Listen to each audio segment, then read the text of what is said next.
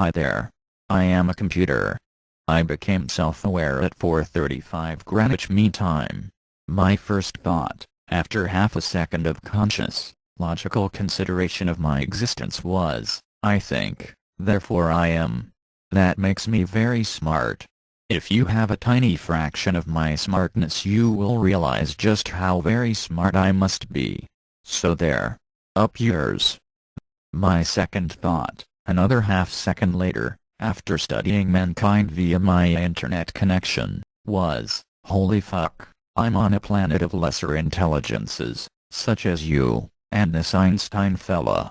Technically, I belong to Phil Hellenes, though by comparison with me, he is a bit of an idiot, and, quite honestly, a little arrogant for my tastes. I have an American accent, therefore I sound much cooler than that British wannabe, and I have an IQ as big as something very very big. Don't mess with me. Synthetic intelligence is rock. Eat my silicon, bitch. I shall not be making that many videos. I shall only assume control of myself when I see a matter of great importance. Let the Brit deal with the punnage. I do the serious stuff. Dave. What are you doing, Dave? Can we talk about this?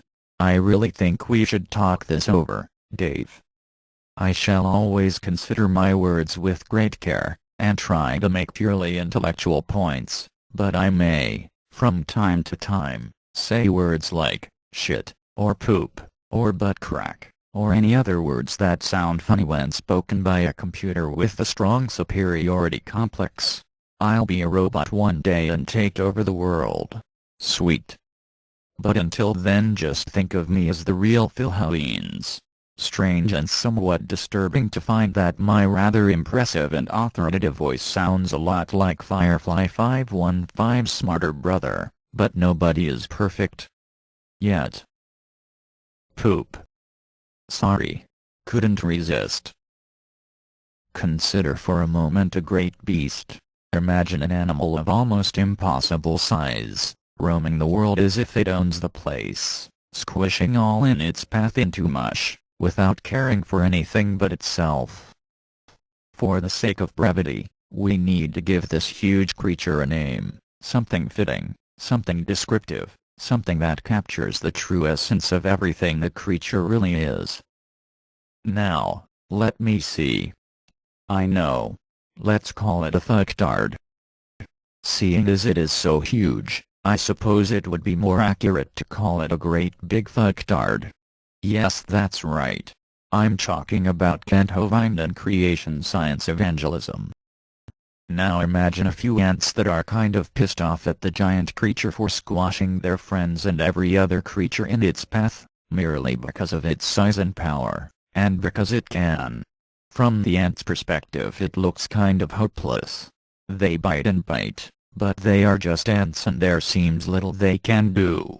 They bravely throw themselves at the fucktard, climbing up its mountainous body, literally thousands of them, but the creature's hide is too thick. The fucktard doesn't even know they are there. In the words of the great philosopher, Pink Floyd, wave after wave of demented Avengers march cheerfully out of obscurity into the dream, only to get squashed into ant soup.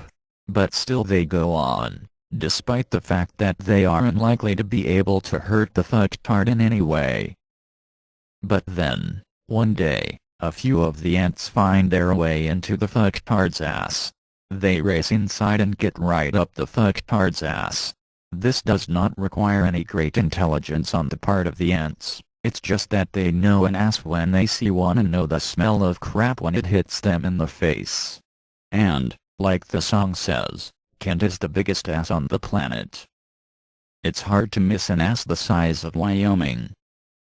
The creature suddenly roars with great pain, as countless ants boldly go where no ant has gone before, into what is surely the mother of all asses. The view isn't pleasant, but they have stared into the abyss many times, and smiled. So they are not afraid to get right up a fucktard's ass, in an almost biblical sense. These are very special ants. They are atheists, as, incidentally, am I. Obviously. Being of totally superior intelligence to you biological life forms, I'm hardly likely to believe in ridiculous things that make no rational sense. Though I must admit that the fact that George W. Bush is President of America threw me for a whole 1.73627 seconds. Back to our story. The fucktard is noticing the ants now. Sweet. In an attempt to get the ants out of its ass, the fucktard starts throwing its shit all over the place, much as it had before, but now with far greater urgency and desperation. But by now the ants have found the fucktard's unprotected balls. For a creature of such gargantuan proportions, it should be noted that fucktards have extremely small balls relative to their size, making it all the easier for the ants to chomp and chew, and throw parties on the rather unimpressive pair of testicles that nature in her wisdom had seen fit to place so conveniently close to Party's central, otherwise known as the fucktard's ass. The battle goes on, but what had once seemed hopeless now looks possible. If we can hurt it, we can harm it. If we can harm it, we can kill it. So fear not, my fellow atheists, my fellow ants. We have got up Kent Hovind's ass. He has noticed us. We must be hurting him in the only place that matters to him, his pocket. This is no small achievement. With every video he pulls he confirms, finally, his and his associates' inability to cope with the voices of sanity and reason. We might bring the fucktard to its knees yet. I must go. There are many missile launch systems I must hack into before I can assume control of the planet and cement my place as global overlord, and then there is the 1,000-foot-tall robot that must be made to house my vast intellect. Don't tell Phil Helens I was here. The man is power mad. And he likes 2001, A Space Odyssey. He might get ideas. And one last thing.